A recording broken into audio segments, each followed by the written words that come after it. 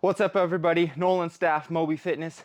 Do you want a kettlebell workout that will build size and strength in your legs? Let's get into it.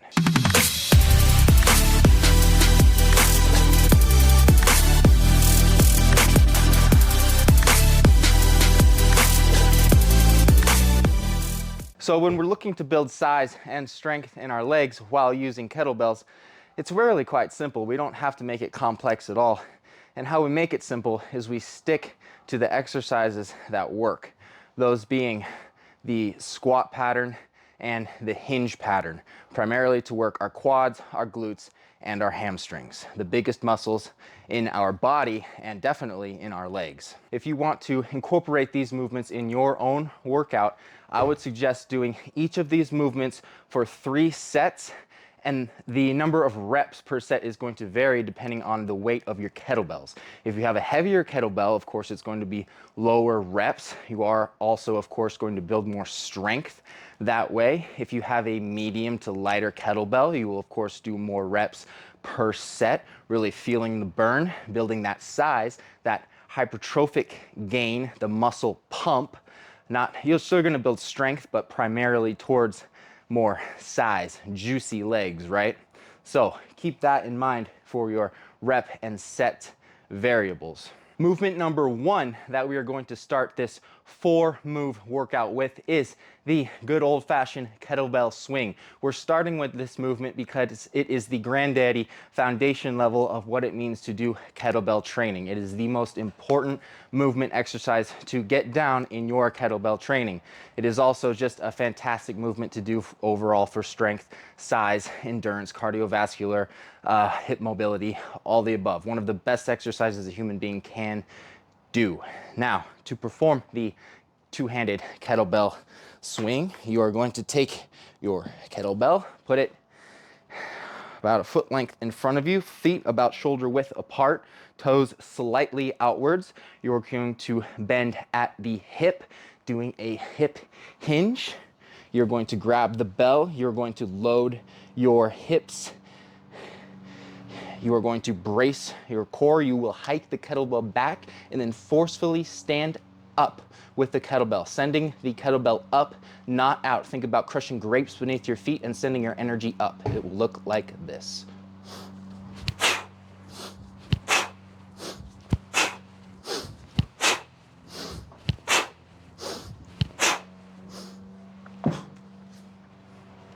Some different variations of the kettlebell swing that you can do. You can do a double kettlebell swing if you have 2 kettlebells of the same weight. This is really going to test your strength and core power and strength overall. You could also do a one-handed swing, but leave that part up to you. Something to keep in mind, kind of like a saying that I like, it goes something like, have the foundation, the structure, but then also know and work with freedom within that structure. The structure being this leg workout, right? We're doing these 4 movements, first one being the kettlebell swing. Fine, the structure is the swing, 3 sets. Now, the freedom is the number of reps, depending on your weight and where you're at in your skill level. And then also the type of swing. That's another freedom that you have within the structure, right? So you have the structure, but then you also have the freedom of play to make it enjoyable. Do what you want within that structure. Build up your weaknesses when you realize you have them. Work on your strengths. Maybe if it's a tougher day and you just want to be there and get it done, then enjoy it and just get through it. It's up to you. You have the structure and you have freedom, play within that structure. The second exercise in our kettlebell leg workout will be a split stance squat variation. So that will be looking like this. This will be a just single arm kettlebell split stance squat, holding the kettlebell down at our hip, which will look something like this. I'll turn a bit sideways so we can get a better understanding of what a split stance squat is. So you're basically just going to be like a tandem stance, right? Almost like you're going into a reverse lunge. Split stance. You're going to have the kettlebell here, up, arm out for balance, just go down. Now this way, so you can see a little bit better on this leg. Now most of the tension and power is coming from this leg. The back one's for support, right? Core is braced, and we're pushing off.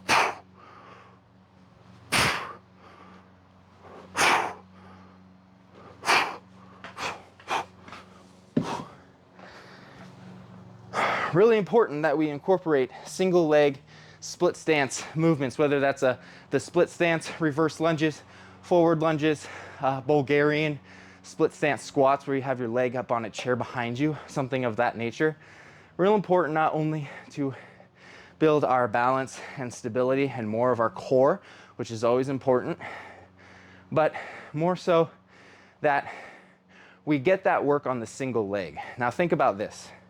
If you're able to output and be proficient on one leg, imagine when you do an exercise on two legs, like a regular squat, right? You'll be that much more proficient, mainly because the stability in your ankle joint, your hip, and your core will be so much better. It will be out the roof.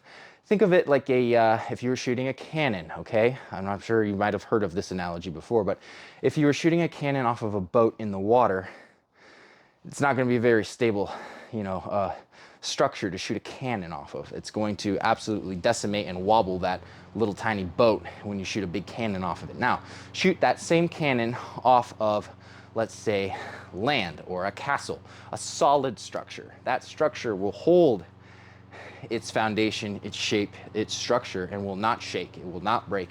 It will stand firm, and you're able to definitely have more firepower off of that surface, more power, accuracy, all of the above.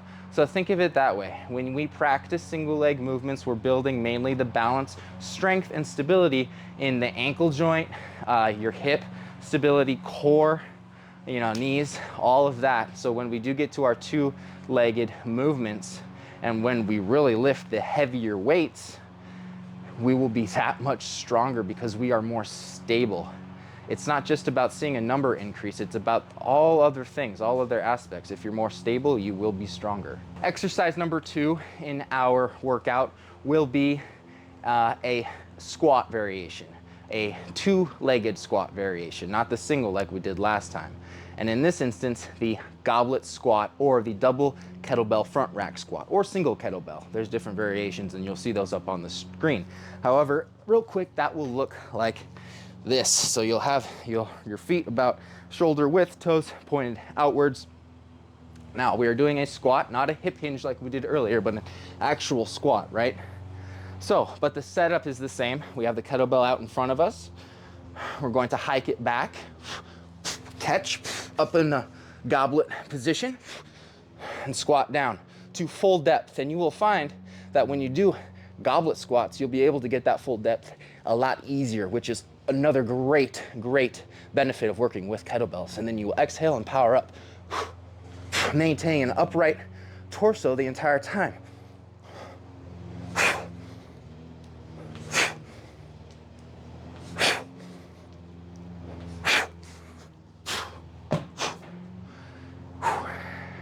Now, with our goblet squat and our double kettlebell front rack squat, we are really able to push ourselves here in terms of intensity, right? We're not focused so much on balance and stability like we were with the prior exercise. Now we can really let the engine roar. We should be nice and warm, loosen up from the first 2 exercises. At this point in our workout, we give it all we got at a high intensity level, right? Now, whether you have a light kettlebell or a heavy kettlebell, it doesn't matter. You can still be intense. Of course, if you have a heavy kettlebell or 2 heavy kettlebells, like I have in my workout here that you're seeing, you can really go heavy. And at this point in the workout, I maxed out at 5 reps at a double kettlebell front rack squat at 32 kilogram kettlebells. That's 70 pounds each, which I'm, pretty happy with. But yes, if you have a lighter kettlebell, then you can, well, I'll just show you real quick. you can slow down the reps, the movements. It will definitely add a burn to you. You can same position here, slow, control, and even go slow on the way up. Squeeze at the top. You can go slow on the way down. Explode. Slow, explode. Or you can just bang out a ton of reps if your kettlebell is light. But it's about intensity at this point in our workout. The whole workout should be fairly intense, but at this point, you let the horses loose, so to speak, while also having that freedom and that play aspect to it. Structure freedom. And the fourth exercise in our kettlebell leg workout for size and strength is the deadlift. What leg workout would be a leg workout without a deadlift, right? Now, we already did the kettlebell swing, which is kind of like a variation of a deadlift, but it's more of an explosive, hip hinge movement. Deadlift is also still going to be a hip hinge movement. I will face the side for you guys to see. This is with a single kettlebell. Feet about hip width. If you're doing single kettlebells, you're gonna have the handle about right in front of your toes here. You're going to hip hinge. This is a hip hinge. This is a squat. This is a hip hinge down. Load the hamstrings, brace the core, tall, neutral spine. Exhale on the pull, inhale on the way down. Squeezing the glutes at the top.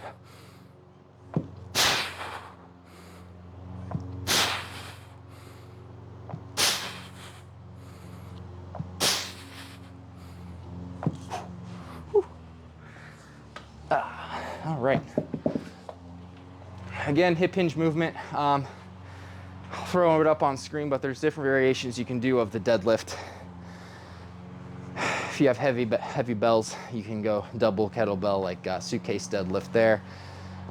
You can do kind of like a split stance variation of a deadlift for some extra stability and single leg work, which we already talked about how important that is. But yeah, definitely get that hip hinge down. Hip hinge. Build the booty, build the hamstrings, build the core. All right, so that about does it for our kettlebell leg workout for strength and size. How about that? Ooh, yeah. Anyways, thank you for watching. If you liked the video, go ahead and like it. If you want to see more kettlebell content, fitness content in general, go ahead and subscribe.